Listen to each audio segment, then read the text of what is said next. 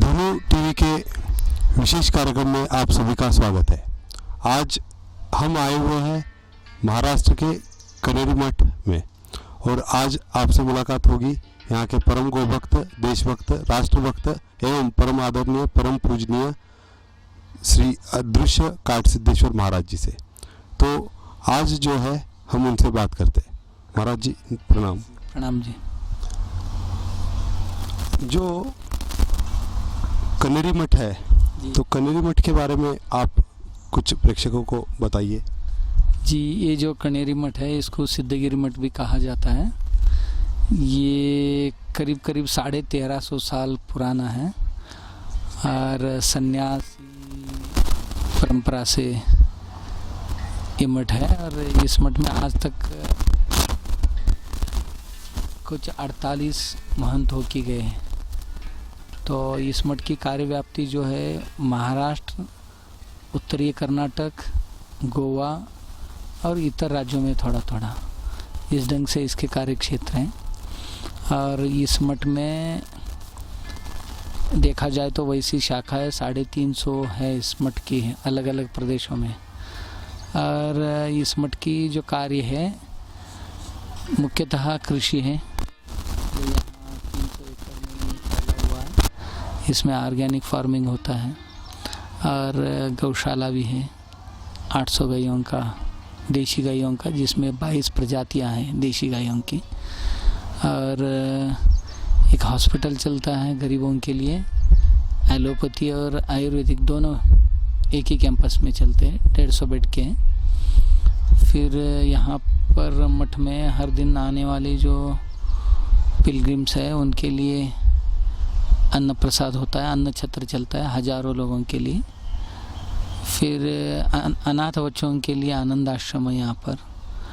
और एक गुरुकुल है। मेघालय भारत में आने से पहले जो इस देश में शिक्षा पद्धति थी उसका एक नमूना यहाँ हमने शुरू किया है। वो गुरुकुल यहाँ पर है। 14 विद्या 64 कलाओं की शिक्षा वहाँ बच्चों को दिया जाता है। वो निःशुल्क और निवासी है। 12 साल के लिए बच्चे यहाँ रहते हैं, 10 साल के अंदर वाले बच्चे आते हैं। तो इसके अलावा यहाँ पर एक ग्राम जीवनी का म्यूजियम है 10 एकड़ में, जो ब्रिटिश भारत में आने से पहले इस देश की जो स्वावलंबी ग्राम थे उनका नज़ारा वहाँ देखने के लिए मिलता है। फिर एक स्वतंत्रता सेनानी जो हो के गए इस देश के, उनका याददाश्त के लिए एक प्रेरणा पार्क करके बना है।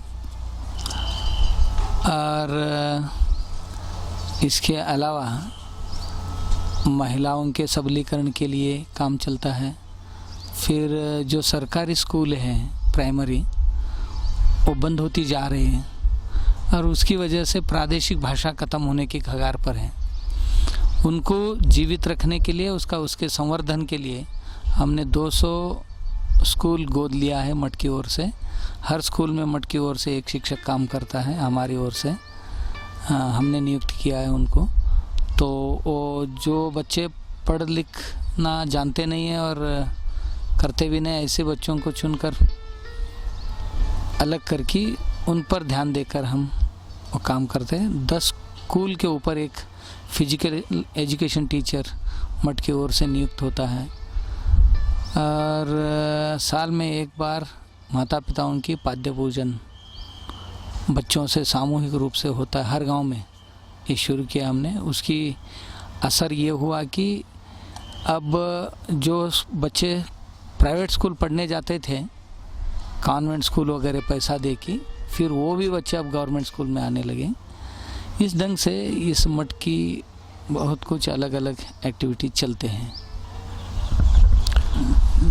स्वामी जी, मठ की काफ़ी अलग अलग एक्टिविटी के बारे में यहाँ पर देखने के बाद सभी भक्तों को जो है पता, इसका व्याप्ति जो है वो स्वरूप पता चल जाता है।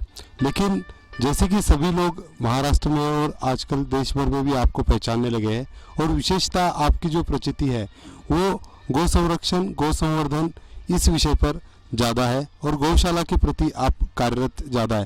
तो गौशाला के प्रति आप कुछ विस्तार से बताइए। देखिए, हमारे देश में स्वतंत्रता से पहले और उसके बाद भी लोगों की संख्या कम थी और गायों की संख्या ज़्यादा थी। जैसे जैसे गायों की संख्या कम होने लगी वैसे उपज भी कम होने लगा। फिर उसके पर्याय के रूप में ये जो फर्टिलाइज़र, इनऑर्गेनिक फर्टिलाइज़र जो है, रासायनिक खाद, वो लाया गया। उससे और भी ज़मीन की उत्पादक क्षमता, उर्वरक क्षमता कम हो गई। इस देश को यदि बचाना है, सभी बीमारियों से ज़मीन को भी बचाना है, पेड़ पौधों को बचाना है, प्राणी पक्षियों को भी बचाना है और व्यक्ति को भी, लोगों को भी बचाना है, तो उसके लिए एकमेव उपाय है देशी गायों का संवर्धन।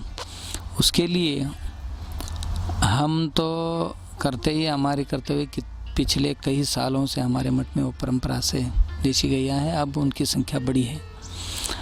फिर गांव में इनकी संख्या बढ़ाने के लिए गौशालाओं में गायों की संख्या बढ़ना देश की अच्छी स्थिति मानी नहीं जाएगी। जैसे कि वृद्धाश्रमों की संख्या बढ़ने से देश की संस्कृति खत्म होने की कगार पर है, ऐसा समझते हैं। वैसे ही गौशालाओं की यदि संख्या बढ़ती है तो देश में गौ संस्कृति या कृषि संस्कृति खत्म होने की स्थिति में है, ऐसा होता है। इसीलिए गायों की जो जगह है वो गौशाला नहीं है, उसकी जगह किसान का घर है। हर किसान के घर में गाय आना चाहिए, देशी गाय। यदि वो जर्सी गाय पाल सकता है, यदि वो हर महीना 10-20 हज़ार खर्चा करके कुत्ते पाल सकता है, तो देशी गाय क्यों नहीं पालेगा? पाल सकता है। उसको समझाने की ज़रूरत है। उसकी कुछ समझूतियाँ जो है वो गलत है, इसीलिए वो गलत फहमी उसका दूर करके उसकी फ़ायदा क्या है, गाय घर में रहने से व्यक्तिगत फ़ायदा क्या होंगे, परिवार के लिए फ़ायदा क्या होंगे, और हमारे देश को यदि बचाना है तो ज़मीन को बचाना है। पूरा देश की सेहत ठीक रखना है, बीमारियों से उसको बचाना है, तो फसल अच्छा आना चाहिए, जहर मुक्त फसल होना चाहिए। जहर मुक्त फसल के लिए एकमेव मार्ग है वो गाय, गौमूत्र और उसकी गोबर, ये सब चीज़ें, और उनसे जो भी उत्पाद है उनकी, उसकी इस्तेमाल करने की ज़रूरत है, तभी देश की सेहत ठीक रहेगा। इसके लिए हम हर साल कम से कम 50 और ज़्यादा से ज़्यादा 100 गाँव में पदयात्रा करते हैं, गौ परिक्रमा करके। तो हमारे साथ 200-400 लोग होते हैं और गांव-गांव जुलूस के साथ जाके उस गांव में गाय का आर्थिक बाजू जो है, उसकी सामाजिक पहलू जो है, और उसके साथ साथ उसका धार्मिक महत्व जो है, ये समझाने की ज़रूरत है, और वैज्ञानिक महत्व जो है उसका, वो समझाने की ज़रूरत है। वही काम हम करते हैं। तो फिर हम अंत में उनको विनती करते हैं कि यदि आपके बच्चे आगे अपनी पीढ़ी दर पीढ़ी यदि बढ़ाना है तो देशी गाय के बिना दूसरा पर्याय है नहीं। यदि अपनी वंश को ख़त्म करना चाहते हैं तो दूसरा कोई भी आप कर सकते हैं। ऐसा कहने से वो बहुत प्रभावित होते हैं और तुरंत अपने घर में देशी गाय लाके बांधते हैं और अपनी खेती जैविक खेती में परिवर्तित करने लगते हैं। इस ढंग से हमारे यहाँ कोल्हापुर डिस्ट्रिक्ट में करीब करीब पिछले 4-5 सालों में 1.5 लाख के संख्या में देशी गायों की संख्या बढ़ी है। तो अब हर दिन देशी गाय कहाँ मिलते ऐसा करके ढूंढते ही रहते लोग। अब लोगों के ध्यान में आ चुका है, क्योंकि पंजाब के पीछे पीछे हमारे कोल्हापुर ही है, जो कैंसर के बीमारियों से जूझने वाले लोग हैं, उनमें इनका ही नंबर 2 नंबर लगता है। इसीलिए लोगों में अब जागृति आ चुकी है, वो गायों के लिए घूमते हैं। तो गायों की संख्या बढ़ रही है। हर घर में अपने घर के लिए कम से कम एक गाय रखना शुरू कर दिया है, और कम से कम 1 एकड़ में अपने घर के लिए लगने वाली जो अनाज है, सब्जी है, फल फूल है, ये लेना शुरू कर रहे लोग। तो इसके साथ साथ हम ये भी करते हैं कि जो अच्छी गाय संभालने वाले हैं 3 दिन का एक गौ महोत्सव हम रखते हैं, जिसमें सबसे अच्छी गाय जिनका होगा सेहत से, उस गाय को हम लाखों रुपए में उसको इनाम देते हैं या प्रशस्ति देते हैं। उसकी वजह से 3 दिन का जो प्रतियोगिता और प्रदर्शन का जो गोवंश का रखते हैं हम, देशी गोवंश का प्रतियोगिता और प्रदर्शन जो आयोजित करते हैं, उसमें हर साल संख्या उनकी बढ़ती जा रही है और गायों को संभालने के लिए मार्गदर्शन भी उसमें किया जाता है, इसलिए संख्या बढ़ रही है।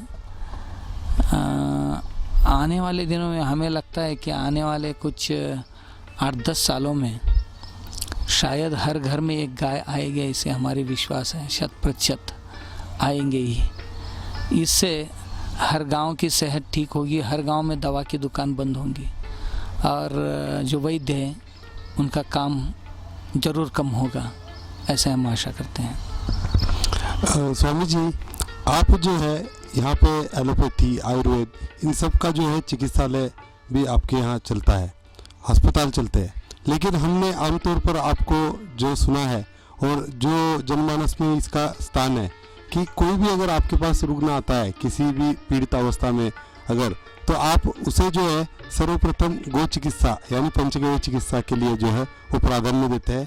तो इसके बारे में आप विस्तृत आपके अनुभव बताइए। जी देखिए, हमारे यहाँ पंचगव्य निर्मित केंद्र है और जहाँ तक हो सकता है उनको हम सलाह देते हैं कि आप पंचगव्य चिकित्सा करें। जो चिकित्सा हमारे यहाँ नहीं होता है और कहीं जो ज्ञानी है उसके पंचगव्य के उनके पास भी भेजते हैं और उसके बाद हम आयुर्वेद के लिए सजेस्ट करते हैं। और जब जिन चीज़ों पे इमरजेंसी की ज़रूरत है, अभी के अभी कोई ज़रूरत है कि इसका टूटा है फूटा है उसको जोड़ना चाहिए, तो उस वक़्त हम एलोपैथी के लिए उनको सजेस्ट करते हैं। तो इस ढंग से हम फर्स्ट प्रायोरिटी आयुर्वेद के लिए, जहाँ भी कैंसर से लेकर छोटी मोटी जो भी बीमारियां हो उनको पहले हम खुद ही बताते हैं कि आप पंचगव्य शुरू करें और फिर हमारे डॉक्टर से भी उनके कहलवाते हैं। तो उसके बाद में यदि किसी को इमरजेंसी है या जिसकी मानसिकता नहीं बनती, उनको एलोपैथी के लिए हम सजेस्ट करते हैं, उसके लिए हमारे हॉस्पिटल है। और उसके साथ साथ जो लोग जो गरीब हैं, जो आज के आज ही ठीक हो कि उसको काम पे जाना है, यदि नहीं जाएगा तो कल उसका चुल्ली चलना मुश्किल होगा, उन लोगों के लिए जो इमरजेंसी के लिए जितना हो सकता है उतना एलोपैथी का भी इस्तेमाल करते हैं। उसके लिए हमने वो भी व्यवस्था रखी। यदि वो हम नहीं करेंगे, दूसरा कोई कर रहा है, उसको लूटेगा, उसको निछोड़ेगा, इसीलिए वो भी व्यवस्था हमने रखा है। इसके साथ साथ इसी बीमारियों के बहाने धर्मांतर और मतांतर भी लोग करवाते हैं, इसीलिए उनको रोकने के लिए जो सेवा धर्मांतर करवाने वाले करते हैं वो सेवा हम भी देंगे तो कम से कम उनको रोक सकें। इसलिए हमने वो एलोपैथी हॉस्पिटल भी रखा है, उसके साथ साथ आयुर्वेदिक पंचकर्मा हॉस्पिटल भी और पंचगव्य भी सब करते हैं हम लोग। आप जो मठ है, जो आपने विस्तृत कार्य मठ का शुरू में हमें बताया, उसी में जो है आप स्वदेशी के लिए काफ़ी आग्रही होते हैं और हर चीज़ के लिए स्वदेशी में आग्रह होते हैं। जैसे कि आप बताते हैं कि स्वदेशी गाय, वैसे ही कुछ साल पहले आपने स्वदेशी अन्य सभी जीव के लिए जो है वो कुछ कार्य किया था, उसके बारे में कुछ विस्तार हो जाए। जी, हम स्वदेशी के लिए कार्य कर रहे हैं बहुत दिनों से। तो हम ये जानते हैं कि जैसे स्वदेशी गाय घर में होना चाहिए, बैल भी स्वदेशी होना चाहिए, वैसे कुत्ते भी घर में स्वदेशी होना चाहिए। इसलिए हमने देशी कुत्तों की प्रदर्शन रखा था। उसके बाद अनेकों जगहों पर देशी कुत्तों की प्रदर्शन शुरू होगा, इंडियन डॉग्स का जो है वो प्रदर्शन शुरू हो गया। और उसके साथ साथ पेड़ पौधे जो लगाते आजकल लोग, स्वदेशी पेड़ पौधे लगाने के लिए हम उत्तेजित करते हैं, लोगों को प्रेरित करते हैं, क्योंकि विदेशी पेड़ जो है वो सिर्फ दिखने के लिए और छाया के लिए दिखते हैं, उसमें ये चींटी भी नहीं चढ़ते और पंछी भी नहीं बैठते हैं और हमारी उसकी पत्ती गिरते है तो हमारी ज़मीन एसिडिक हो जाती है। इसलिए हमारे लोगों में ये जागृति नहीं है। इसीलिए हम पेड़ पौधों के लिए भी हमारी जो स्वदेशी, क्योंकि हमारी पेड़ पौधे जो है ना उसमें बायोडाइवर्सिटी जो है, जैव विविधता जो कहते हैं, एक पेड़ के बगल में दूसरा आ सकता है, उसके नीचे तीसरा आ सकता है, चौथा आ सकता है, मगर विदेशी पेड़ जो आए हैं वो अकेला ही रहेगा, उसके आसपास में दूसरे को आने नहीं देते हैं। इसीलिए हमारे देश की जैव विविधता खत्म होती है। इसलिए हम पेड़ पौधे भी स्वदेशी होना चाहिए, उसका भी प्रचार करते हैं और हम खुद भी किया है और कर रहे हैं। और उसके साथ साथ जो पदार्थ हैं, खाने वाले हो, पहनने वाले हो या सौंदर्य के लिए हो, कुछ भी हो, ये सभी चीज़ होना चाहिए। इसके लिए ग्राम व्यवस्था जो उजड़ गई, उसको पुनर्स्थापित करने के लिए भी हम कोशिश कर रहे हैं। जैसे कि वस्त्रोद्योग गांव में था, फिर तैल उद्योग जो है वो गांव में था, गांव के लिए लगने वाली तैल गांव में ही तैयार होता था, कपड़े गांव में ही तैयार होते थे, मसाला जो है वो पदार्थ वो सब गांव में तैयार होते थे। फूड इंडस्ट्री जो था वो गांव का मुख्य व्यवसाय था। बर्तन इंडस्ट्री जो है वो गांव का ही था। फिर कंस्ट्रक्शन जो है, भवन निर्माण की जो व्यवस्था थी और जो चीज़ें थी वो अपने गांव में ही होते थे। आजकल लोग उनको कहीं कहीं से लाना शुरू कर दें, हम वो भी कोशिश करते हैं कि वो गांव में ही होना चाहिए। इस ढंग से हर चीज़ में स्वदेशीकरण की आवश्यकता महसूस करके जो आंदोलन देश भर में चल रहा है, उसके साथ हम भी उसके लिए दिन रात काम करते हैं। गांव-गांव में देखिए अब हर घर में चक्की चलाना चाहिए वापस एक बार करके हम, और हर औरत के लिए चक्की व्यवस्था करने लगे हैं। फिर हर घर में तेल बनना चाहिए, हर घर में फूड प्रोसेसिंग यूनिट शुरू होना चाहिए, हर घर में कपड़ा बनना चाहिए। इसलिए हमने अभी गांव में ये जो खादी है, कम से कम एक घर में 2 शर्ट, 2 पैंट और 2 बेडशीट, 2 टॉवेल, 2 मुंडी और कम से कम 2 परकर महिलाओं के लिए ये होना चाहिए करके हम उनको उधार में दे देते, इतना एक सेट बना के। फिर वो हर हफ्ते 50 रुपये 60 रुपये जो भी हो उनको वो देने लगे। फिर एक बार उनको आदत हो गया कि ये खादी पहनने की, होने के बाद हम अगले स्टेप उठाएंगे कि उनके लिए वही हमने खरगा शुरू करेंगे उसी गांव में। फिर वस्त्रोद्योग उसी गांव में शुरू हो जाएगी। सूत बाहर से लाएंगे, खरगा शुरू करेंगे। फिर थर्ड स्टेप में हम सूत भी उसी गांव में शुरू करेंगे। फिर सूत होने के बाद कपाशी भी उसी गांव से शुरू होगी। इस ढंग से थोड़ा हम उल्टा जाने के लिए सोच रहे हैं। अब हम उस प्रयोग कर रहे हैं, एक गांव में एक कपड़ा दे के उनको आदत करवाना शुरू कर रहे हैं। इसी ढंग से हर चीज़ स्वदेशी होने से क्या क्या फ़ायदा होते हैं और उससे हम कितने सुखी रह सकते हैं, उसके बारे में भी हम समझाते हैं और सोचते हैं और उनको प्रेरित करते हैं। स्वामी जी, आप जैसे कि स्वदेशी के बारे में प्रभाव मतलब आग्रही होते हैं, उसी तरह आप जो है हर साल में कई बार देसी गौ आधारित कृषि के लिए जो है किसानों में जागृति लाने के लिए यहाँ पे मुफ्त शिविर रखते हैं, जिनकी संख्या हजारों में जो है प्रशिक्षण प्राप्त करने के लिए अलग अलग राज्यों से लोग आते हैं।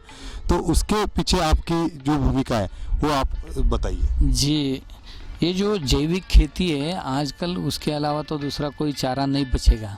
अब आजकल विज्ञानी लोग जो है वो भी कहने लगे कि हम उनको पूछते हैं कि सॉइल हेल्थ के बारे में आप बात करिए। दूसरी बात, मुझे यील्ड ज़्यादा मिलता है कम मिलता है इससे मुझे कोई लेन देन नहीं है। आप सॉइल हेल्थ ठीक रहेगा तो ज़्यादा दिन मिट्टी टिकेगी। यदि मिट्टी का आरोग्य बिगड़ जाए तो आगे क्या करने वाले हैं आप? तो तब वो बात करते हैं कि नहीं, वो रसायन बंद करना चाहिए। फिर हम उसके लिए हमारे मठ में हर 2 महीने में एक बार 2 दिन का शिविर लगवाते हैं, जो कार्यशाला लगवाते हैं, जिसमें पूरा राज्य भर से और देश भर से भी किसान आते हैं। एक दिन उनके लिए थ्योरी रखते हैं और एक दिन प्रैक्टिकल, कि NPK जो है उसको 200 रुपये में 1 एकड़ के लिए NPK बनाने की तरीका उनको समझाते हैं। और 500 से लेकर 50,000 रुपये लीटर तक जो ग्रोथ प्रमोटर है, उनको हम 50 रुपये में 1 लीटर ग्रोथ प्रमोटर कैसा बनाया जाए इसका भी ट्रेनिंग देते हैं। उनको पेस्टिसाइड बनाने के लिए, या कीटनाशक हो या फंगीसाइड हो इन चीज़ों को बनाने के लिए प्रैक्टिकल करके उनको दिखाते हैं। इससे क्या होगा कि एक दिन सुनेगा और दूसरा दिन यही करके देखेगा, फिर घर जाने के बाद किसान अपने खेत में वो करना शुरू कर देगा। इसीलिए हमने ये वर्कशॉप शुरू किया। बहुत लोग इससे प्रभावित होकर अपने खेत में कर रहे हैं। इसके साथ साथ हमने एक लखपतिया खेती करके एक मॉडल तैयार किया। फिर उसका असर ये हुआ कि बहुत लोग मिश्र फसल लेना शुरू कर दिया, मिक्स्ड क्रॉप लेना शुरू कर दिया। क्योंकि पहले गन्ना यानी गन्ना, मकाई यानी मकाई, प्याज यानी प्याज ऐसा लेते थे।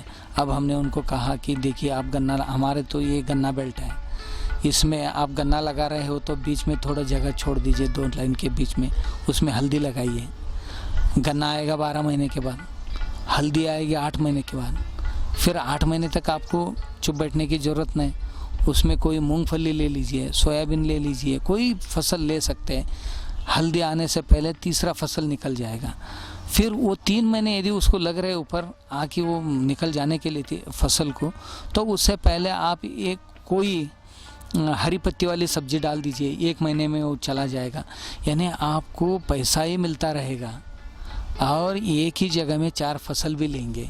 इस ढंग से हम लोगों को प्रेरित कर रहे हैं। हमारी लखपतिया खेती में 1 एकड़ में हम करीब 180 से ज़्यादा वनस्पतियाँ आपको देखने के लिए मिलेंगे। और एक 6-7 लोगों की परिवार है ना, वो परिवार पूरी तरह से स्वावलंबी, समृद्ध और स्वाभिमानी रहेगी। किसी भी चीज़ के लिए उनको मार्केट जाने की ज़रूरत नहीं, हर चीज़ उसके खेत में उसको उपभोग के लिए मिलेंगे। ये व्यवस्था हमने करके दिखाया। उसका भी मॉडल देश भर में लोग करने लगे हैं। तो हमारे किसानों को हम यही सिखाना चाहते हैं और इसी को हम थोड़ा सा मोटिवेट करके देश भर में इसको आंदोलन के रूप में लाने के लिए सोच रहे हैं। लखपतिया खेती का प्रकल्प जब हमने देखा तो उसमें जो है गौ माता की भूमिका काफ़ी महत्वपूर्ण है कि लखपतिया खेती में गौ माता की भूमिका, इस पर आप कुछ प्रकाश डालिए। देखिए, लखपतिया खेती जो है गाय को छोड़ के वो हो ही नहीं सकती, क्योंकि 1 एकड़ में एक घर है, फिर उसी घर में एक गौशाला है छोटी, जिसमें 2 गाय होंगे और एक टॉयलेट और एक गोबर गैस होगा। जो गोबर जो है गोबर गैस के लिए जाएगा, उसका गैस मिलेगा चुल्ली के लिए, फिर उसका स्लरी जो बाहर आएगा वही स्लरी खेत के लिए खाद होगा। और उस घर में सब अनाज, मोटे अनाज, छोटे अनाज, साग सब्जी, ये सब आएगा, फल भी आएगा, सब कुछ आ रहा है। तो तेल धान्य के लिए ज़्यादा जगह की ज़रूरत है। वो जगह हम 1 एकड़ में ज़्यादा नहीं दे सकते। उस वक़्त हम ये करते हैं कि गाय का घी जो है उसको तेल के रूप में इस्तेमाल करें। कम से कम 1 बार या 2 बार आप अपनी सब्जी बनाने के लिए या सांभर बनाने के लिए घी का इस्तेमाल करें। यदि शिरा बना रहे हैं या कोई चीज़ बना रहे हैं, उसको आप गाय का घी इस्तेमाल करें। इससे सेहत भी ठीक रहेगा और खेत के लिए खाद भी मिलेगा और जो फसल आएगा वो सब जहर मुक्त रहेगा। इसलिए गाय का बहुत बड़ी भूमिका लखपतिया खेती में। गाय को हटा दिया तो लखपतिया खेती में कोई अर्थ ही नहीं बचेगा। स्वामी जी, जैसे कि आपने बताया कि किसानों के लिए जो है वो आप शिविर लगाते हैं, लेकिन आज का युवा किसान अगर देखें तो पहले जो है वो अर्थ की बात करता है। तो अर्थ की जब बात करता है तब हम देखेंगे कि जब वो कहता है कि हम जब सिखाने के लिए, प्रशिक्षण के लिए उसे प्रेरित करते हैं, तब पहले वो कहता है कि हम कर तो ले लेकिन वो बिकेगा कहाँ। उसके लिए आपने कुछ व्यवस्था अगर बनाई है तो गौ आधारित कृषि से जो अनाज उपज आ रहा है उससे बेचने के लिए अगर कुछ आपने व्यवस्था बनाई है तो उसके बारे में। जी, ये गौ आधारित खेती करने वाले और गाय का जो घी हो, दही दूध हो, इसकी बिक्री के लिए भी हमने व्यवस्था की है, जिसके लिए हमने, हमारा एक युवा है अक्षय करके, उसको जो चार्टर्ड अकाउंटेंट है वो मूलतः राजस्थान का है, तो अक्षय अग्रवाल करके उस लड़के को हमने इस काम पे लगा है। तो कंपनी फॉर्म करके सिद्धगिरी सात्विक करके उन्होंने एक मकान खोला और अब फ्रेंचाइजी दे रहा है। करीब करीब देश भर में जो बड़े बड़े शहर है वहाँ पर उनकी फ्रेंचाइजी खुल रही है। तो उसका असर ये हुआ कि देश भर के 4-5 हज़ार किसानों को मैंने उसको जोड़ के दिया है। फिर उनके संपर्क में रहकर वो बहुत कुछ सीख रहा है। और फिर जो किसानों की समस्या थी, अपना ये उपज कहाँ बिकेगा, पैसा कैसे मिलेगी, और इतर उपज जो है उससे भी ज़्यादा कीमती में ख़रीदता है और उनको ज़्यादा पैसे देता है। फिर वो बड़े बड़े शहरों में इसके बिक्री की व्यवस्था कर रहे हैं। और इसके अलावा साग सब्जी वगैरह वो इधर ही कोल्हापुर में हम उसकी व्यवस्था कर रहे हैं। तो अब एक्सपोर्ट के लिए भी वो आगे बढ़ रहा है। इसलिए किसानों की ये जो उपज है उसकी बड़ी समस्या नहीं रहेगी। अब आने वाले दिनों में हम ये कर रहे हैं कि साग सब्जी के लिए एक बड़ी प्रयोग कर रहे हैं यहाँ कोल्हापुर में। तो किसानों को हम सब्जी उगाने के लिए प्रेरित करेंगे, वो तैयार हो गए। तो 100 गाँव में हम पहले प्रयोग कर रहे हैं। 100 गाँव में, हर गांव में 25 किसान तैयार होंगे और हर दिन वो सब्जी देंगे। उनका खेत से सब्जी उठाई के हमारे मठ में लाएंगे। फिर हम बाय द बाय शहरों में या गाँव में उसका ग्राहक तैयार कर रहे हैं। तो एक किसान के लिए 100 ग्राहक हम बना रहे हैं। तो 100 किलो अनाज, 100 किलो सब्जी वो हर दिन देगा। तो एक परिवार के लिए हर दिन 1 किलो सब्जी लगती है। इस ढंग से हम किसान को हर सब्जी के लिए 40, कोई भी सब्जी हो उसको 40 रुपये किलो में खरीदेंगे। फिर उसी सब्जी को ग्राहक को हम 60 रुपये में पूरा साल भर के लिए, कभी रेट बढ़ेगा नहीं, ना इसका रेट बढ़ेगा ना उनका रेट बढ़ेगा। किसान को 40 रुपये वह साल भर के लिए मिलेगा, कभी भी उसका रेट डाउन नहीं होगा। और ग्राहक जो है उसको भी हर पूरा साल के लिए, साल भर के लिए 60 रुपये में मिलेगा। उसमें 10 रुपये उनका खर्चा आता है। तो किसान के खेत से लाना और ग्राहक के घर में हफ्ते में 2 बार पहुंचाना, इसलिए 10 रुपये खर्चा, 10 रुपये बचेगा। फिर वो 10 रुपये किसान और ग्राहक कल्याण निधि करके हमने रखा है। फिर उससे उनको बहुत कुछ सुविधाएं देने के हमारे मन में, और आपत्ति विपत्ति व्यवस्था, विपत्ति प्रसंग में उनको मदद करने के लिए वो फंड बना के रखेंगे। इस ढंग से इस ऑर्गेनिक फार्मिंग और गाय जो है, और हमने ये भी कंपलसरी किया है, जो किसान 40 रुपये में सब्जी बेचने के लिए जैविक खेती करेगा उसके घर में एक देशी गाय होना आवश्यक है। जिसके घर में गाय नहीं होगा उसका सब्जी नहीं खरीदेंगे। और बाद में वही दूध देना शुरू करेगा। वो दूध भी सब्जी के साथ ग्राहकों के घर में जाएगा, फिर घी जाएगा, इस ढंग से जाएगा। वैसा तो हम अभी घी और दूध बेच ही रहे। हमारी घी तो अब करीब करीब 3000 रुपये किलो में बेच रहे हम। दूध है वो शहर में 90 रुपये किलो में जा रहा है। जाएगी, लोगों को एक बार भरोसा उत्पन्न हो गया तो बस वो खरीदते हैं, क्योंकि ये आहार नहीं है, औषधि है।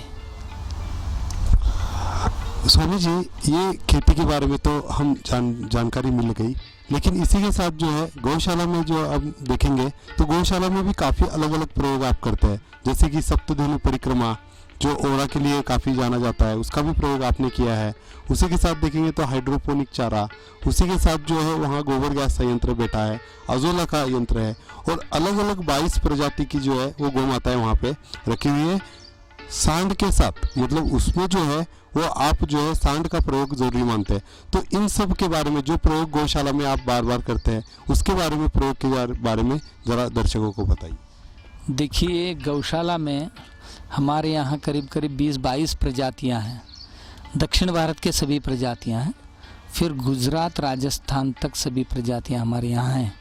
फिर ऊपर वाली जो मध्य प्रदेश की भी निमारी हमारे यहाँ है, मालवी निमारी। तो अब थोड़ी 8-10 प्रजातियाँ बची हैं, वो यूपी, बिहार, उड़ीसा, ईशान्य भारत, इन प्रदेशों से आने वाली गैया हैं। तो ये सब के लिए हमने सांड रखा है, क्योंकि सीमेंस तो वैसा उसका सक्सेस रेट ही 40 से 70% है। 40% ही उसका सक्सेस रेट है, इसीलिए हम सांड पर विश्वास करते हैं। तो आगे के दिनों में हम वैज्ञानिकता का भी इस्तेमाल ज़रूर करेंगे। और हमारी गौशाला के लिए जो लगने वाली चीज़ें, सबसे पहले उनका जो पशु आहार है उसको हम इधर बनाते हैं। तो अलग अलग चीज़ें अनाज खरीद की, फिर उससे हम इधर ही बनाते उसका एक फैक्ट्री लगवाए। उससे क्या होता है कि 1 किलो के पीछे 3 से 4 रुपए सेविंग होता है।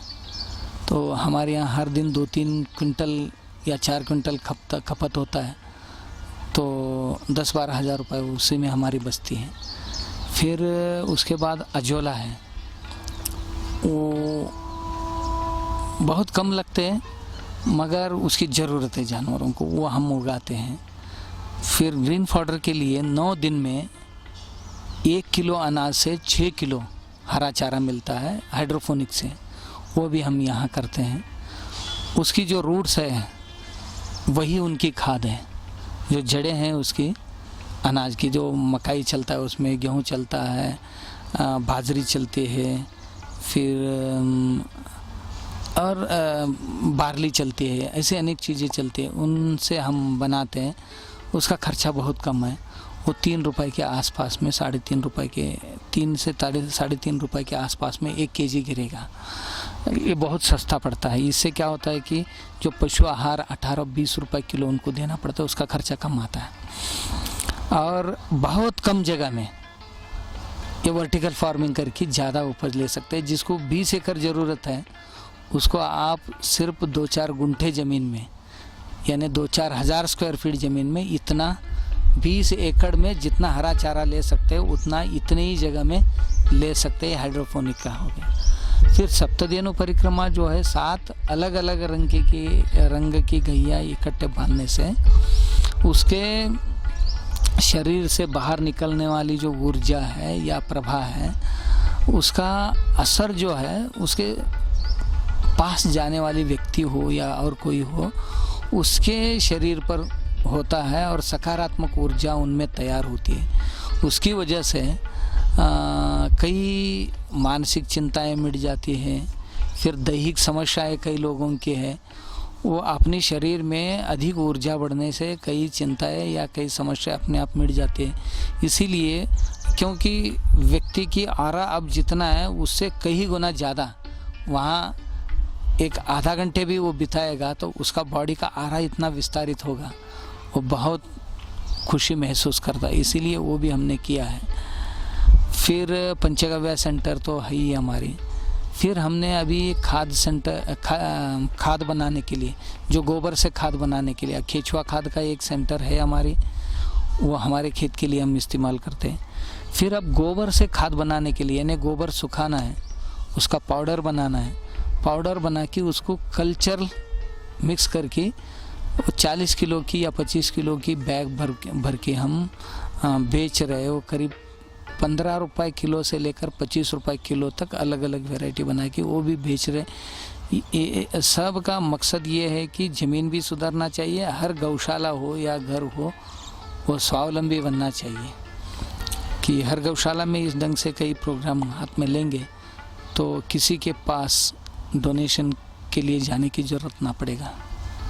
तो स्वावलंबी गौशाला की तरफ आप जो है वो प्रयास कर रहे हैं और किसानों में भी उसी के बारे में जागृति कर रहे हैं।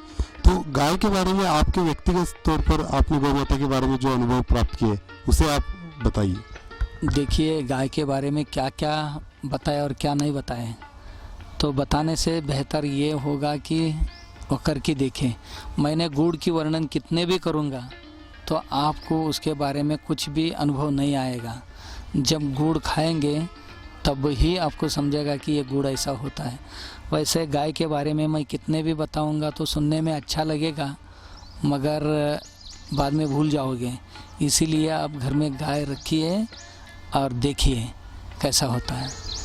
स्वामी जी, आप जो है गुरुकुल का एक नया विषय जो मैकॉले शिक्षण पद्धति में जो एक वर्ग जो है वो बाहर पड़ रहा है और उसी के साथ अगर देखें तो गुरुकुल में जो है वो व्यक्ति विकास आधारित एक शिक्षण आप जो है वो दे रहे हैं और इसके लिए आपने काफ़ी सालों तक मेहनत करके एक अभ्यासक्रम बना के एक विषय किया है। तो गुरुकुल के बारे में आप विस्तार से जो है जानकारी दीजिए।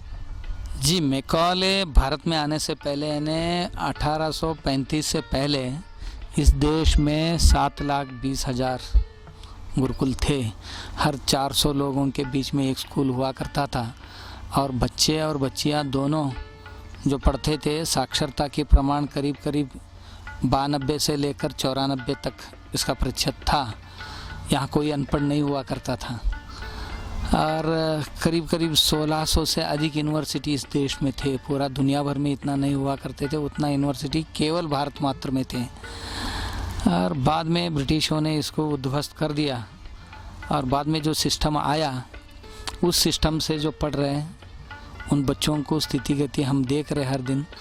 वो इतना पैसा खर्चा करके सीखने के बाद एक तो वो शोषक बनते हैं, इस देश का शोषक बनते हैं, नहीं तो घर में वो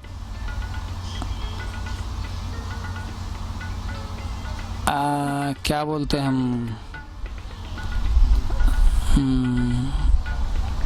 मनोव्याधि की मरीज बनते हैं, मनोव्याधि की मरीज बनते हैं। क्योंकि हर फल उनके अभिभावक कहते रहे तुझे तेरे लिए हमने इतना खर्चा किया, इतना पढ़ाया तो कुछ नहीं कर रहा है, तो उस बच्चे को हाइपरटेंशन के अलावा कुछ होता ही नहीं। इतना पैसा खर्चा करके वो सिर्फ हाइपरटेंशन या मनोव्याधि खरीदता है और पूरा परिवार का स्वास्थ्य उद्ध्वस्त होता है। और जो एक ट्रेड सीखा है उस ट्रेड पकड़ के चले कि इंजीनियरिंग कॉलेज हमारे देश में आज 22,000 है। 22,000 इंजीनियरिंग कॉलेज में हर साल कम से कम 100 बच्चे तो बाहर निकलते हैं, कम से कम।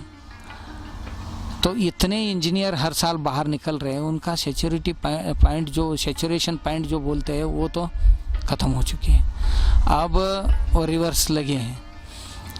सबसे ज़्यादा इस देश में कुछ स्थान है तो खेती के सबसे ज़्यादा लोगों को रोज़गार देने वाली क्षेत्र जो खेती है उसमें सिर्फ 700 एग्रीकल्चर कॉलेज हैं।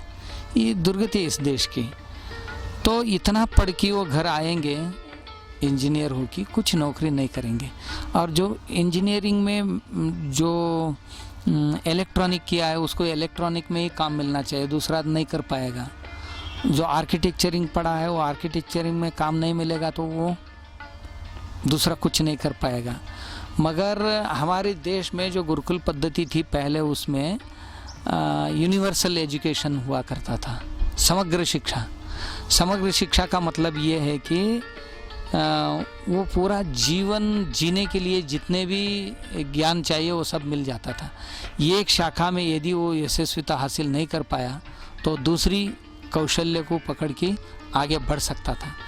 उसी लिए हमने हमारे यहाँ गुरुकुल में 14 विद्या 64 कलाओं की अध्ययन करवा रहे हैं, यानी ऋग्वेद, यजुर्वेद, सामवेद, अथर्ववेद। इसके साथ साथ उनकी वेदांग 6 शिक्षा, कल्प, निरुक्त, छंदस, व्याकरण, ज्योतिष ये भी पढ़ाएंगे। और उसके साथ साथ 4 शास्त्र भी पढ़ाएंगे, न्याय वैशेषिक शास्त्र पढ़ाएंगे और वेद और न्याय शास्त्र पढ़ाएंगे, योग और न्याय शास्त्र पढ़ाएंगे और उसके साथ साथ मीमांसा शास्त्र पढ़ाएंगे। और एप्लीकेशन के लिए, उपजीविका के लिए हम 4 उपवेद पढ़ा रहे हैं। तो ऋग्वेद का जो उपवेद है वो आयुर्वेद है, पशु आयुर्वेद, मनुष्य आयुर्वेद और वृक्ष आयुर्वेद, तीनों ही पढ़ाएंगे क्योंकि ये तीनों एक दूसरों से रिलेटेड है। फिर यजुर्वेद का, ऋग्वेद का आयुर्वेद हो गया, तो यजुर्वेद का धनुर्वेद है जिसमें प्रशासन और आत्मरक्षा, राष्ट्र रक्षा की ज्ञान है, वो पढ़ाते हैं हम। और तीसरा सामवेद का उपवेद है गंधर्ववेद, जिसमें संगीत, गायन, नृत्य, वादन ये मनुष्य की आनंद अभिव्यक्ति के लिए सबसे महत्वपूर्ण है। इस देश में एक समय में हर किसी भी परिवार का हो, वो किसी भी वर्ण का व्यक्ति हो, उसके लिए 4 ही कंपलसरी थे, चारों विद्या कंपलसरी थी। उसको हम अब पढ़ाना शुरू किया। और सबसे अंत में जो अथर्ववेद है उसका उपवेद है शिल्पवेद। जो शिल्पवेद में सब कलाएं आ जाती हैं, जितने भी स्किल्स है जिसको आज के दिन में हम साइंस एंड टेक्नोलॉजी बोलते हैं, वो सब आ जाता है। जिसमें बाल कैसे कटना चाहिए ये भी लिखा है, बिछाना कैसा डालना चाहिए ये भी लिखा है। ये एक एक कलाएं हैं। और जितने भी जिसको वेस्ट बोलते हैं उन चीज़ों से सबसे बड़ी चीज़ें बना के वैल्यू एडिशन की बातें जो हम कर रहे हैं वो पुराने दिनों में हमारी ये कलाओं में ही थी। ऐसे मट्टी से क्या बना सकते हैं, लकड़ी से क्या बना सकते हैं, धातुओं से क्या बना सकते हैं, और गृह निर्माण की व्यवस्था हो, खगोल शास्त्र हो, ये सब चीज़ें जो है उसमें आ जाते हैं। ये शिल्प शास्त्र जो, इस शिल्प शास्त्र भी हम उनको पढ़ाते हैं। कम से कम 64 कलाओं में 10-12 कलाओं में उसको पारंगत करते हैं। घर जाने के बाद किसी भी एक कला पर वो अपना उपजीविका शुरू कर सकता है। इसको कोई सर्टिफिकेट नहीं देते हम, क्योंकि हमारी ये जो गुरुकुल है ये एंटरप्रेन्योर स्कूल है, एम्प्लॉय बनाने वाली स्कूल नहीं है। क्योंकि हम मालिक बनाने के लिए सोच के इसको बना है। तो यदि हम सर्टिफिकेट देंगे तो नौकरी करना जाएगा, वो कूली बन जाएगा। और नौकरी करने के लिए सर्टिफिकेट की ज़रूरत हो, मालिक बनने के लिए सर्टिफिकेट की ज़रूरत नहीं होती है। वो स्कूल हमने इधर शुरू किया और वो भी निःशुल्क शुरू किया है। फिर उसका निर्वहन कैसा चलेगा, यही बच्चे अलग अलग वस्तुएं उत्पादन करेंगे यहाँ 1-2 साल के बाद। फिर वही वस्तु बेचने के बाद जो पैसा आएगा 25% पैसा बच्चे के अकाउंट में जमा होंगे और 75% पैसा ये आश्रम के या गुरुकुल के नाम पे जमा होगा। जब वो बच्चा गुरुकुल छोड़ के घर जाएगा उसको कुछ देने की ज़रूरत नहीं है, वो कुछ देने की ज़रूरत नहीं गुरुकुल के लिए, उसको ही कुछ एक बड़ा अमाउंट मिलेगा। उसी पैसा लेके वो व्यवहार शुरू कर सकता है घर जाने के बाद। इस ढंग की ये गुरुकुल की व्यवस्था है। यहाँ पर हॉर्स राइडिंग है, बुल राइडिंग है, गोपालन है, अश्वपालन है, उष्ट्र पालन है, ये सब चीज़ें जो कुछ नया ऐसा नहीं। यहाँ कुछ एक ऊंचा प्रदेश पे खड़ा हो कि आगे देखेगा दिगंत तक जितना दिखता है वो सब उनको जानकारी होना चाहिए। बस इतना हमने लक्ष्य रखा है। उसको हर चीज़ को वो जानना चाहिए, पहचानना चाहिए, उसमें जो करना पड़ता है वो करना चाहिए। बस इतना उनको तैयार करके घर भेजेंगे। ये हमारे गुरुकुल की संकल्प है। स्वामी जी, गुरुकुल के संकल्प में हमने आपसे देखा कि गुरुकुल जो आपका चल रहा है वो गुरुकुल में जो है वहाँ पे गोबर से जो है लिपाई की जाती है। वहाँ के बच्चों को जो है दूध घी छाछ इनके जो प्रयोग है, साथ ही में जो है वो देसी गाय से संबंधित जो किए जाते हैं। इसका कुछ बच्चों के आरोग्य के लिए या किसी और चीज़ के लिए, उसके बारे में अगर कुछ बता पाएँ तो। जी, हमारे गुरुकुल में जो बच्चे शुरू में आए बहुत समस्याएं थी उनकी शारीरिक, और किसी किसी को बौद्धिक और मानसिक समस्याएं भी थे। और उसके लिए कई बच्चे मिट्टी में खेल नहीं सकते थे तो रैश उठते थे, उसका मिट्टी का एलर्जी था। किसी को और दूसरी चीज़ों की एलर्जी थी। फिर वो एलर्जिक डिसीज़ के लिए गोलियां लेते थे। जैसे हमने उनको ये ऑर्गेनिक फूड और देशी गाय का दूध शुरू किया, ये एलर्जी अपने आप ख़त्म हो गई। अब मिट्टी में खेलते कुछ भी नहीं होता। कई बच्चों को टॉन्सिल का प्रॉब्लम था, जैसे ही दूध शुरू किया उनका टॉन्सिल का भी प्रॉब्लम ख़त्म हो गया। और कई बच्चों को बहुत छोटे उम्र में चश्मा लगी थी। और देशी गाय का दूध और ऑर्गेनिक फूड और उसके साथ साथ व्यायाम जो शुरू है उससे उनके नंबर ही चले गए, बहुत बच्चों के नंबर चले गए। और कई मानसिक रूप से विकलांग बच्चे थे जो साइकेट्रिस्ट से ट्रीटमेंट लेते थे, गोलियां लेकर ही आए थे। तो उनके माता पिता बहुत चिंतित थे। तो हमने जैसे ही उनको ये जीवन पद्धति शुरू करवाई तो वो अब बिना औषध के आराम से रह रहे हैं। वो पढ़ लिख नहीं सकते मगर पाठांतर में सभी बच्चों के साथ है, वो सुन सुन के उनका पाठांतर हो चुका है। और कलाओं में तो सबसे आगे चल रहे हैं इस ढंग से। और हमारे गुरुकुल में हम ज़मीन की पुताई जो है वो गोबर से ही करते हैं, दीवार की पुताई जो है वो गोबर से करते हैं। उससे क्या होता है कि दीवार तपती नहीं है और ज़मीन भी तपती नहीं है, और कीड़े मकोड़े जो है वो कम आते हैं उसमें, इसीलिए उसका इस्तेमाल हम करते हैं। स्वामी जी, जैसे कि सभी लोग जानते हैं कि स्वामी जी अलग अलग विषयों पर जो काम करते हैं, आपको सिद्धगिरी मठ के महंत के तौर पर, मठाधिपति के तौर पर जो है वो जानते हैं। लेकिन आपके साथ काम करने वाले कुछ हमारे जैसे कार्यकर्ता है जो जानते हैं कि स्वामी जी हर विषय में जो है वैज्ञानिक दृष्टिकोण रखकर प्रयोगशील जो है रहते हैं। भले ही वो विषय पौराणिक विज्ञान का हो, भले ही वो विषय गौ माता के वो पंचगव्य का हो, भले ही वो विषय कृषि का हो। तो इन सब के पीछे आपका क्या भाव होता है और इसके बारे में आपके जो राज है वो आज प्रेक्षक को आप बताइए। देखिए, जो भी काम करना है, मैं क्या कर रहा हूँ, किस लिए कर रहा हूँ, इसका असर किस पर क्या होगा, इसको ठीक तरीके से समझ के करूँगा तो मैं दूसरों को समझा भी पाऊँगा और लोगों को अपील होगा। यदि मैं उसको केवल विधि के रूप में करूँगा तो दूसरों के हृदय तक वो नहीं पहुँचेगी और इसलिए वो उसका अनुपालन नहीं करेगा। इसलिए हर चीज़ को हमारे लोग तो वैज्ञानिक दृष्टिकोण से ही सब कुछ किया है, मगर उस दृष्टिकोण को हम समझने की ज़रूरत है पहले, नहीं तो जो नहीं समझते उसको अंधश्रद्धा कह के उसको उड़ा देते हैं। ज़्यादातर लोग हमारी जो रीति रिवाज होंगे या जीवन पद्धति होगी, बहुत कुछ चीज़ें ऐसे हैं कि जिनको समझने में हम कम पड़ेंगे तो उसको हम कह देते हैं कि ये सब अंधश्रद्धा है। तो ऐसा तो कभी नहीं होता है। हमारे लोगों ने जितने भी रीति रिवाज निर्माण किए हैं उसके पीछे कुछ न कुछ विज्ञान है ही। उस विज्ञान को हम समझ के काम करेंगे तो हमें आनंद मिलेगा और एक्सेप्टेबिलिटी जो कहते हैं, स्वीकारार्हता जो है वो बढ़ती है। यदि स्वीकृति नहीं बढ़ेगी तो कुछ भी हम इस्तेमाल करेंगे तो हमारे शरीर के लिए, मन बुद्धि के लिए कुछ भी फ़ायदा नहीं होगा।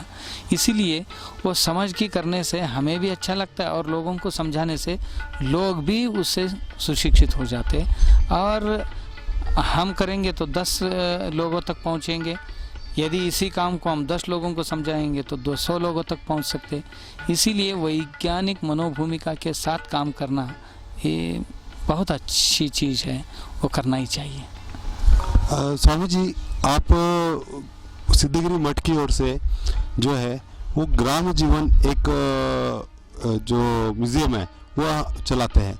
ग्राम जीवन म्यूज़ियम में देखेंगे तो काफ़ी अलग अलग चीज़ें हैं। वहाँ पे ऋषि परंपरा आपने बताई है, वहाँ पे ग्राम जीवन जो ब्रिटिश काल से पहले वाला ग्राम जीवन था उसको आपने बताया। गो आधारित जीवन व्यवस्था वहाँ पे कैसे थी, उसके कुछ स्टैचू स्वरूप, शिल्प स्वरूप आपने खड़े किए हैं। इसके पीछे आपकी क्या भूमिका है और इसका कुछ विस्तार। देखिए, ये जो ग्राम जीवन म्यूजियम बनाया मैंने, उसके पीछे हेतु ये था कि उससे पहले मैं हॉस्पिटल बना रहा था। हॉस्पिटल की हमारे पास पैसा कम पड़ने लगी और मेरा एक स्वभाव है कि लोगों के पास पैसा नहीं मांगना, देते हैं तो ज़रूर लेना, मगर किसी के पास हाथ नहीं फैलाना चाहिए। तो क्या करें, वो काम तो आधा रहा, आधा अधूरा रहा। उसका सीमेंट, स्टील, ये वो थोड़ा बचा था, उसी को लेकर हमने सोचा कि लोगों को जिन चीज़ों से ज्ञान भी मिले और उससे कुछ खर्चा चला जाके कुछ उसका आदाय बचे, तो उसी आदाय से हम सामाजिक कार्य करें। इस ढंग से हमने ये सिद्धगिरी म्यूजियम बनाने के लिए सोचा। इसका मतलब ये था कि ब्रिटिश भारत में आने से पहले हमारे देश स्वावलंबी था, कि गांधी जी गांव की ओर चले, ऐसे हमेशा कहा करते थे, क्योंकि वो खुद अनुभव किए थे उस गांव के। तो गांव तो स्वावलंबी थे, एक परिवार दूसरे परिवार पर अवलंबित था, मगर गांव स्वावलंबी थे। अपनी ज़रूरतों के लिए वो दूसरी कहीं गांव जाने की ज़रूरत ही नहीं पड़ता था, इतने मजबूत थे। तो उतना मजबूत गांव हम करने की कोशिश की, मगर हो नहीं पाया। कम से कम क्या थी, ये हमारे लोगों को ध्यान में आए और कुछ प्रेरणा मिले। आजकल की नए युवा पीढ़ी जो है, उनको हमारे जीवन में हम क्या करना चाहिए यही कभी कभी समझता नहीं है और सोचता भी नहीं है। इसलिए उनको प्रेरणा मिले कि इतनी तरीके के काम हमारे गांव में चलते थे, 50-60 प्रकार के काम हमारे गांव में चलते थे।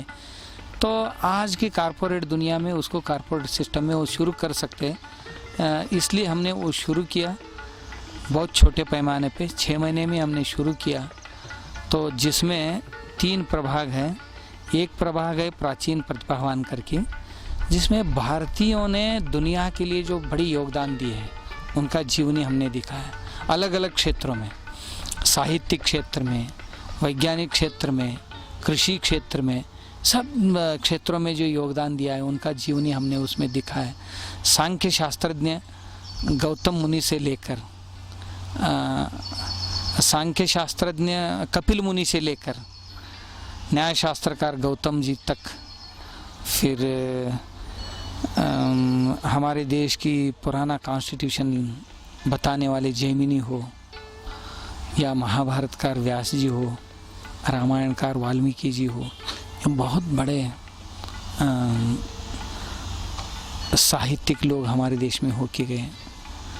और विज्ञान क्षेत्र में वैशेषिक शास्त्रकार जो कणाद जी हो के गए, उनको हमने दिखाया। जो अणुशास्त्र आज का है, ऐसा बहुत लोगों को लगता है, ये हमारे देश में बहुत पुराने समय में था। फिर इंजीनियरिंग जो है, ये भगीरथ जी हमारे वो बहुत बड़े इंजीनियर हुआ करते थे। और भी बहुत लोग हो गए, मगर हमने एक एक व्यक्ति को यहाँ प्रातिनिधिक स्वरूप में खड़ा किया है। फिर राजा हो तो कैसा होना चाहिए, इसके लिए राजा श्री हर्ष का हमने उदाहरण यहाँ रखा है। फिर सेवा करना है तो कैसा करना चाहिए, उसके भी हमने उदाहरण रखा है। फिर पति पत्नियों का जीवन कैसा होना चाहिए, समर्पण कैसा होना चाहिए, इसके लिए भामती का जीवन हमने उधर दर्शाया है। बेटा हो तो कैसा होना चाहिए, इसके लिए दुष्यंत का जो बेटा भरत था, इस भरत भूमि का जो सीमा है उसका विस्तार किया था, उसको दिखाया। फिर विद्या हासिल करने में जो दो पद्धतियां हैं, एक लर्निंग बेस और एक टीचिंग बेस। लर्निंग मेथड और टीचिंग मेथड बोलते हैं। अर्जुन तो वैसा टीचिंग मेथड के थे और एकलव्य ये लर्निंग बेस का था। उनका भी जीवन हमने खड़ा किया। और जीवन में प्रतीक्षा यानी संयम कितना होना चाहिए, उसका एक आदर्श के प्रतीक में हमने शबरी को वहाँ पर रखा। ये दुनिया के लिए बहुत बड़ी संदेश देने वाले, अपने जीवन में 86 साल तक श्री रामचंद्र जी की प्रतीक्षा करती रही। और हमारे देश में बच्चे होने के लिए बच्चों को जन्म देने की आवश्यकता नहीं है। माँ बनने के लिए बच्चे को जन्म देने की आवश्यकता नहीं है, और बच्चा होने के लिए माँ की गोद से बाहर आने की ज़रूरत नहीं। इसका एक बहुत बड़ा उदाहरण यशोदा और कन्हैया की है, वो हमने यहाँ दिखाया है। ये दुनिया के अद्भुत प्रसंग है। खुद की माँ से भी बढ़कर यहाँ उन दोनों को रिश्ता हम देखते हैं। और इसी ढंग से कृषि क्षेत्र में पराशर जी है, वृक्षायुर्वेदकार जो शूरपाल जी है, उनके जीवनी हमने दिखाया। फिर राजनीतिक क्षेत्र में सबसे बड़े मार्गदर्शक की भूमिका में जो रहे आर्य चाणक्य, मौर्य साम्राज्य के संस्थापक, उनको भी हमने यहाँ दिखाया। फिर आरोग्य क्षेत्र में काम करने वाले कश्यप, कौमार भृत्य नामक जो ग्रंथ लिखा, और उन दिनों में प्रसूति और बाल रोग के तज्ञ हुआ करते थे। फिर चरक जो औषधि शास्त्रज्ञ थे, उनको दिखा। फिर जो शल्य चिकित्सक उन दिनों में जो हुआ करते थे, और पोस्टमार्टम सिस्टम इस देश में पहली बार जिन्होंने लाया, सुश्रुत, और डेड बॉडी प्रिजर्वेशन सिस्टम भी उन्होंने ही लाया, और स्किन ड्राफ्टिंग का भी उन्होंने ही विकास किया। उनका भी जीवनी हमने यहाँ दिखाया। फिर उसके बाद न्यूरोलॉजिस्ट उन दिनों में, ईस्वी सन से पहले ही हमारे देश में जीवक नामक एक व्यक्ति न्यूरोलॉजिस्ट हुआ करते थे। क्या दिमाग के लिए काम करने वाले और मज्जा संस्था की चिकित्सा करने वाले शास्त्रज्ञ हुआ करते हैं, उनको भी दिखाया हमने। फिर आर्यभट्ट यानी न्यूटन से पहले सैकड़ों साल पहले जिन्होंने ये गुरुत्वाकर्षण शक्ति का खोज किया था, उसको दिखाया हमने। फिर गणित शास्त्रज्ञ जो भास्कराचार्य हो के गए, जिनकी वजह से शून्य का उपयोगिता आरंभ हुआ और दशमान पद्धति का भी आरंभ हुआ, उनको भी हमने दिखाया। फिर जो रसायन शास्त्रज्ञ के रूप में हमारे नागार्जुन जी, जो नालंदा विश्वविद्यालय में कुलगुरु भी हुआ करते थे, कुलपति हुआ करते थे और खुद एक रसायन शास्त्रज्ञ थे, और तांबा और पीतल से सोने की निर्मित किया करते थे, वो भी हमने दिखाया। बहुत कुछ ऐसा दिखाया। इस ढंग से इस देश के दार्शनिक हो या मंदबुद्धि के लड़कों को राजयोग्य बनाने वाले पंचतंत्रकार विष्णु शर्मा जी जो है, जिनकी किताब दुनिया की 600 भाषाओं में भाषांतर, ऐसे लोगों को हमने ये पहले भाग में दर्शाया है। और दूसरा भाग ग्राम जीवन है, जिसमें जो अलग अलग काम करने वाले गांव के लोग हैं, खेती और बगैर खेती के, वो दोनों सभी चीज़ें वहाँ दिखाए गए हैं। फिर तीसरे हिस्से में उत्सव करके तीसरा भाग है, जिसमें आज भी हमारे देश में उत्सव कैसा होते हैं और किस उद्देश्य होते हैं, क्या लक्ष्य होता है उनका, समाज को अखंडित रखने में उनकी क्या है, और मार्केटिंग में उनकी भूमिका क्या है, कला क्षेत्र में उसकी भूमिका क्या है, फिर प्रदर्शनी क्षेत्र में नाट्य हो, संगीत हो, उस क्षेत्र में उसकी भूमिका, बहुत अलग अलग ऐसे 10-12 अलग अलग क्षेत्रों में उत्सव की भूमिका क्या हो सकती है और क्या थी हमारे देश की, उसको दर्शाने के लिए हमने वो उत्सव विभाग ऐसा 3 हिस्से में उसको हमने यहाँ प्रतिष्ठापित किया है। उसको देखने के लिए हर दिन हजारों लोग आया करते हैं। मठ में जो है बड़े बड़े स्तर पर काफ़ी उपक्रम चलते हैं, काफ़ी छोटे छोटे उपक्रम जो है वो अलग अलग जो है इसमें चलते हैं, जिसकी लोगों में प्रति काफ़ी जो है ज़रूरत भी है। उसके लिए आपने जो है मठ में पूरा जो व्यवस्था है, यहाँ पे देखेंगे तो देसी गाय की छाछ यहाँ के लोगों को वितरित की जाती है, वो उनको जो है प्राप्त होती है। तो ऐसा कहा गया है कि इंद्र को भी छाछ दुर्लभ थी, तो आपने इतनी सहजता से जो है वो देसी गाय की छाछ जो है वो लोगों को उपलब्ध कराई है। इसके आरोग्य के फायदे उन्हें मिले और किस तरीके से ये होता है, तो इसके बारे में आप देखिए। लोग जब यात्री हो के यहाँ आते हैं तो रास्ते में इतना खाते हैं, और क्या खाते हैं क्या नहीं खाते वो पूछिए मत। आप इतना खाते हैं तो घर जाने के बाद वो बीमार नहीं पड़ना चाहिए। इसीलिए आपने जैसे कहा कि तक्रम शक्रस्य दुर्लभम, इंद्र को भी तक्र, क्योंकि दूध है स्वास्थ्य वर्धक है, और तक्र जो है वो स्वास्थ्य संरक्षक है। एक संवर्धक है और एक संरक्षक है। ये संरक्षण आयु बढ़ाने के काम करते हैं और पेट की जितने भी बीमारियां उसको कम करने के काम ये करते हैं। इसीलिए आए हुए लोगों को थोड़ा तक्र मिलना चाहिए करके हम यहाँ तक्र उपलब्ध करवाते हैं हमारे गौशाला से। यही भूमिका है उसके पीछे।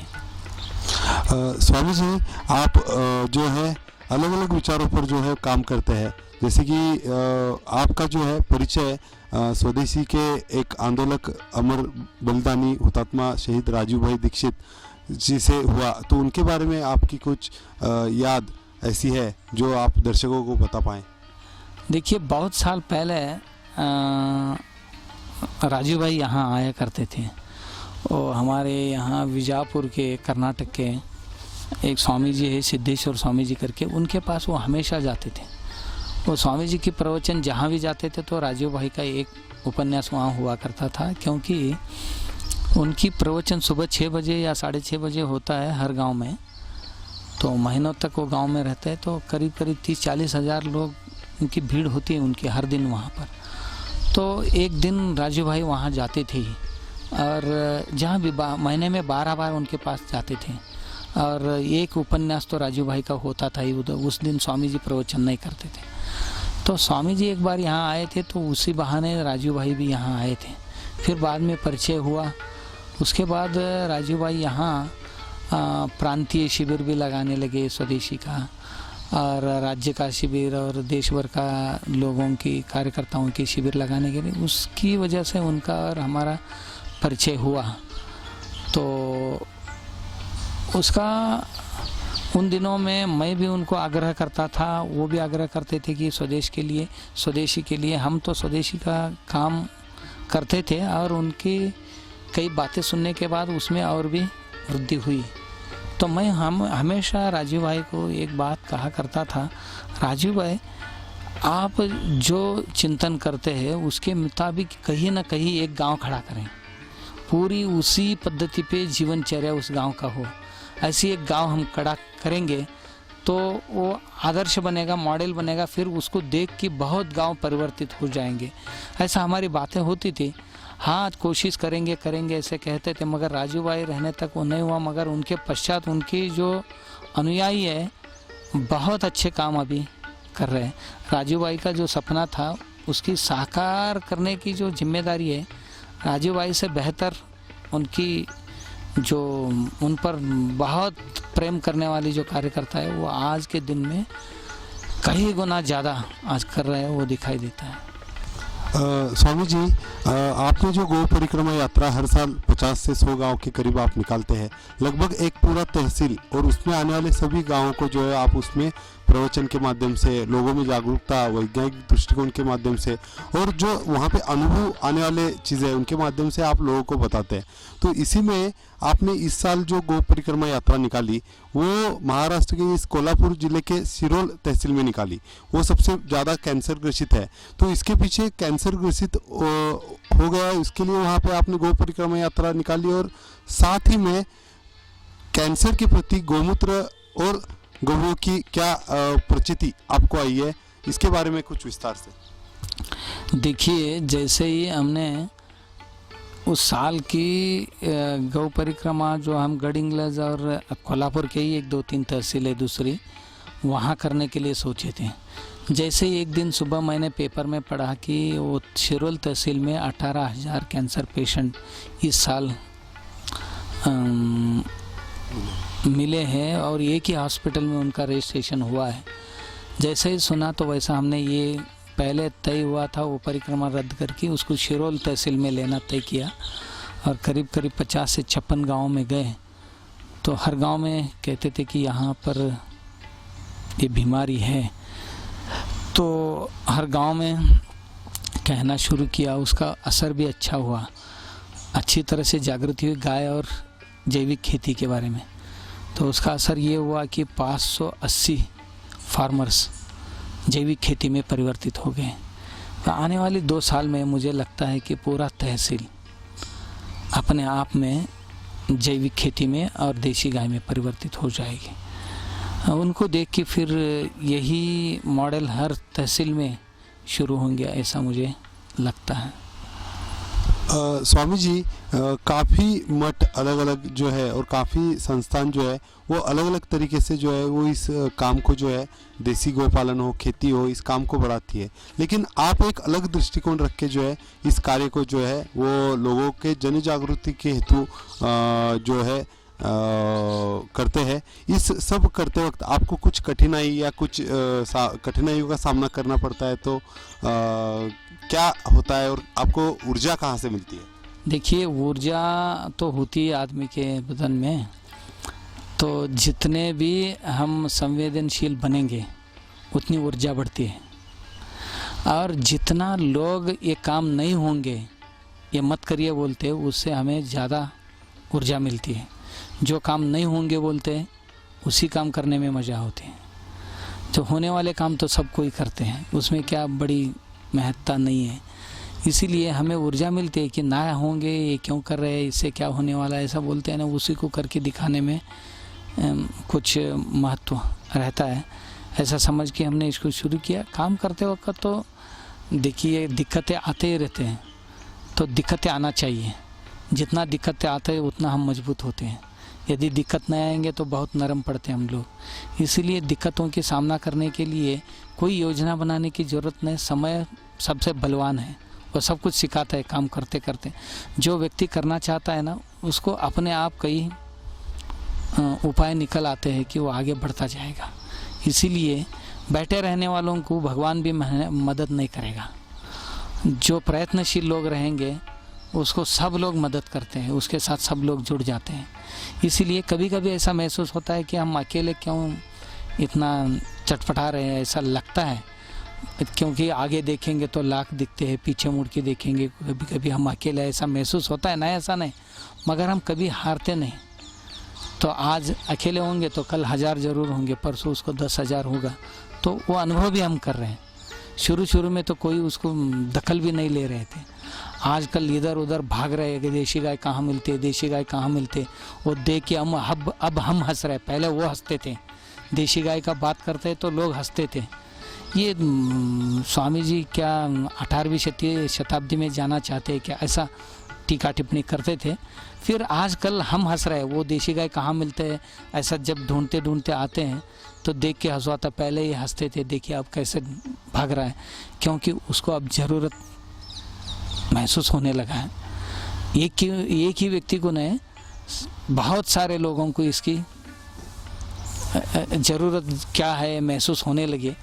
मुझे लगता है कि 2025 तक पूरा देश देशी गाय से समृद्ध होगी और हर घर में गाय होंगी।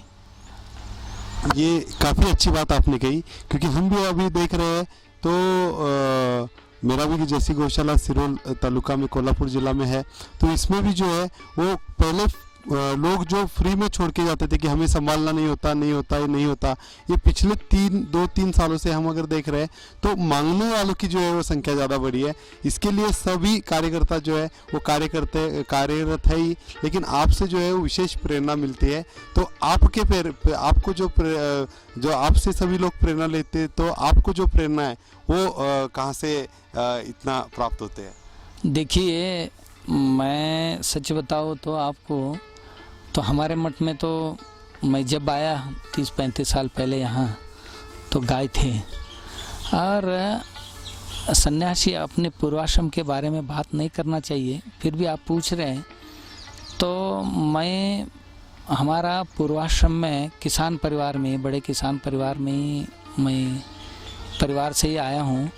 वहाँ भी 4-8 बैल जोड़ियाँ हुआ करते थे, गैया हुआ करते थे, और गाय रखने के लिए एक आदमी रखना पड़ता था, इतनी गैया हुआ करते थे। तो कुछ न कुछ मन में होता है ना बचपन से, और जैसे ही अवकाश मिलते हैं उसको और भी बढ़ाने की इच्छा निर्माण होती है। वैसे वो जो बचपन के संस्कार थे वही मुझे लगता है कि काम करने लगे। स्वामी जी, हाल ही में जो है आपने कारागिरी विद्यापीठ इसकी जो है वो स्थापना की है। हाल ही में आपके भारत के आदरणीय पंतप्रधान श्री नरेंद्र मोदी जी से भी मुलाकात होकर विस्तृत चर्चा इस बारे में हुई। आपने कृषि का जो है विद्यापीठ के लिए भी कुछ सेंद्रीय जैविक कृषि के विद्यापीठ के लिए जो है आपने कुछ जो है काम बढ़ाया है, उसके बारे में कुछ विस्तार से बताइए। जी, हमने अभी एक कारीगर विद्यापीठ यहाँ पर शुरू की है।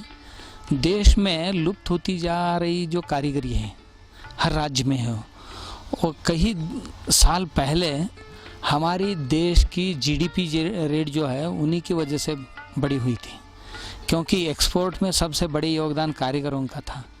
जो हाथ से बनी हुई चीज़ें हैं, बहुत सुंदर चीज़ें, इनको विदेश में उन दिनों में भी डिमांड था और आज भी सबसे ज़्यादा डिमांड है। मगर जैसे ही यंत्र आ गए तो कारीगरी ख़त्म होने लगी।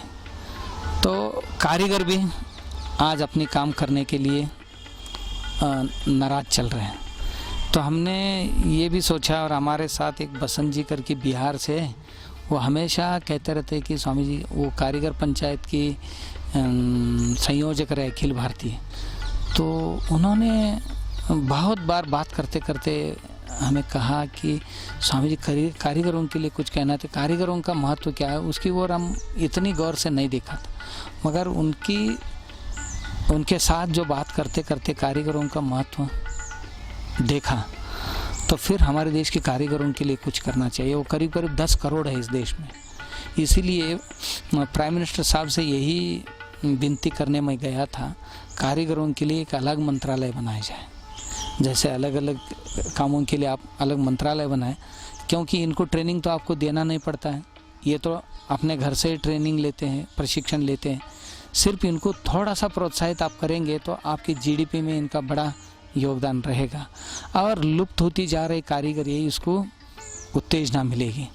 तो इसलिए हम लोगों को कहने से पहले कुछ हम करके दिखाना चाहिए, तो तभी लोगों पर उसका असर होगा करके हमने यहाँ कारीगर विद्यापीठ छोटा सा शुरू किया है, जिसमें 10 कारीगरी हम शुरू की। आने वाले दिनों में सैकड़ों कारीगरी उसमें शुरू करना है।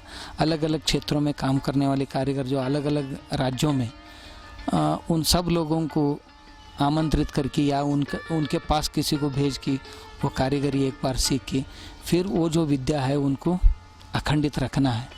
उसको अखंडित रखने के लिए कारीगर विद्यापीठ शुरू किया। उसके साथ साथ कारीगरों के साथ साथ कृषि को तो हम छोड़ नहीं सकते। कृषि और कारीगरी ये दोनों एक ही नाण्य के दो पहलू हैं। इसीलिए कृषि क्षेत्र के लिए केंद्र सरकार ने अभी हमें कृषि विज्ञान केंद्र दिया है। तो देश का पहला 100% ऑर्गेनिक और 100% गौ आधारित कृषि विज्ञान केंद्र ये होगा, विज्ञान केंद्र ये होगा। क्योंकि आज तक 600 से अधिक कृषि विज्ञान केंद्र इस देश में हैं, मगर बहुत कम लोगों के पास देशी गाय और जैविक खेती है। सब लोग वो रसायन के पीछे ही भाग रहे हैं।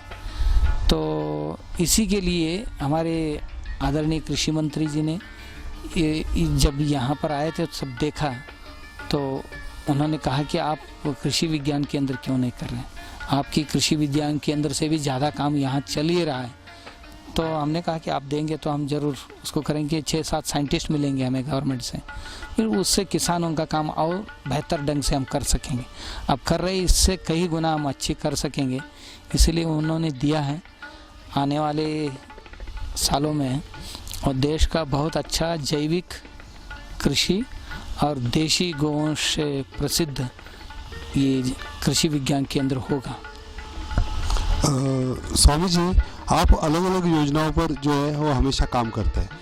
पिछले कई सालों से जो है मैं कनेरी मठ, सिद्धगिरी मठ जो है वो आता हूँ, हर बार देखता हूँ तो कुछ ना कुछ नया जो है वो हमें देखने मिलता है। तो आने वाले जो भावी योजनाएं, जैसे कि अभी आपने बताया कि कृषि विज्ञान केंद्र तो है ही, लेकिन साधारण जो नागरिक आते हैं उनके लिए गौ माता के प्रति एवं निसर्ग के प्रति संरक्षण हो, संवर्धन हो, उसके प्रति आने वाले समय में आपकी क्या क्या योजनाएं? देखिए, ऐसा कुछ मैं योजना पहले बना के नहीं रखता हूँ। तो मैं घूमते फिरते वक्त कई प्रेरणाएं मुझे मिल जाती हैं, तो जितना हो सके उतना तुरंत मैं वो काम शुरू कर देता हूँ।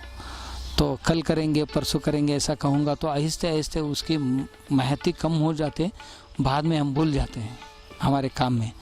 इसीलिए काम तो बहुत करने लायक है, मगर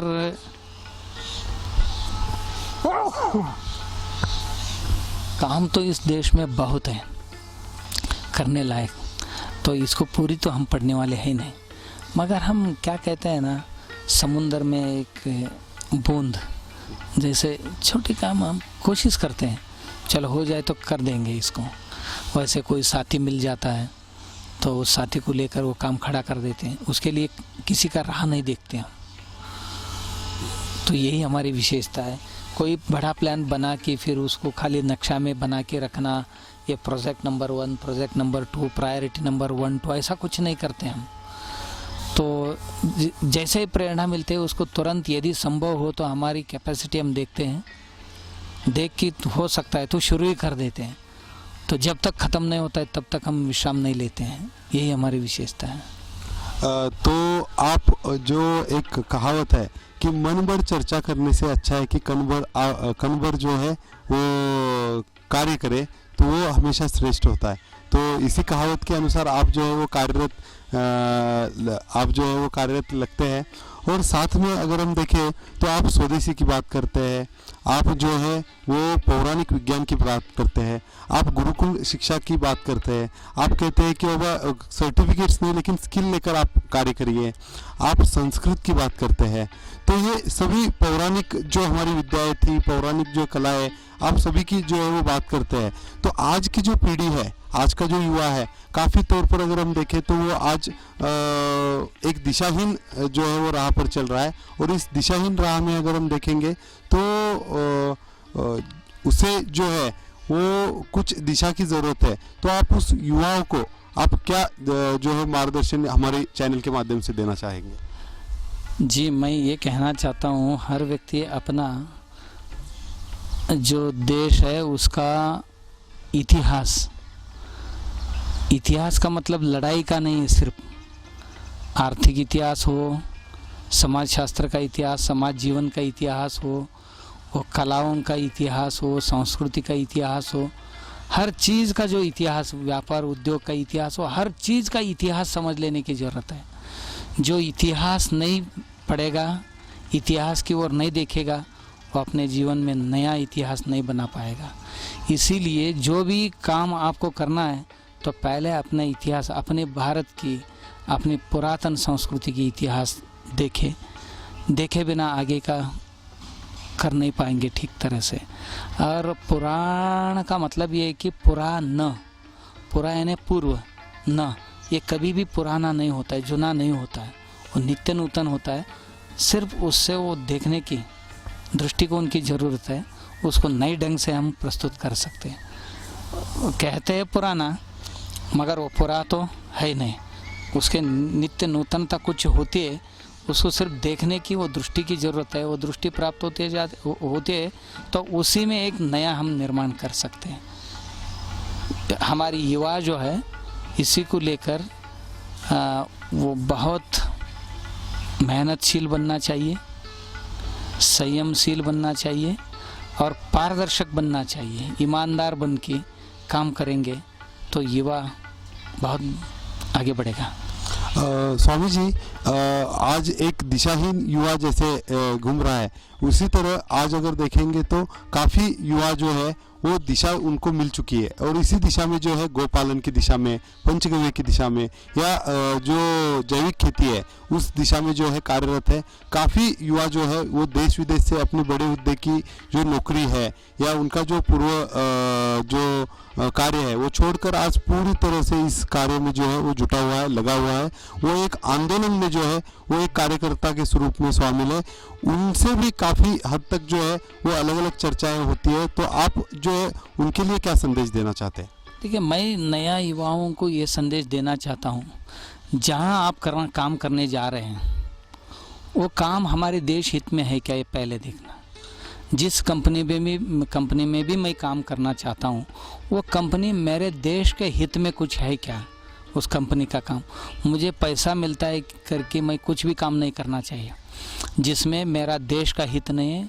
उसमें मुझे 10 लाख देंगे तो भी वहाँ काम नहीं करना चाहिए।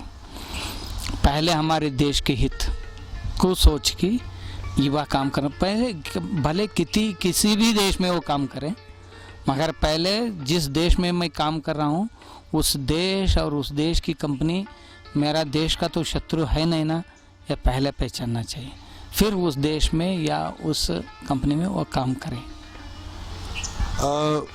स्वामी जी, लेकिन अभी जो लोग काम कर रहे हैं कि जैविक कृषि की ओर युवा आ रहा है, आज तेल घानी लगाने की ओर युवा आ रहा है, बैल आधारित उद्योग बनाने के लिए युवा आज आगे आ रहा है, तो पंचगव्य बनाने के लिए आज युवा आगे आ रहा है, तो उनके लिए क्या संदेश है?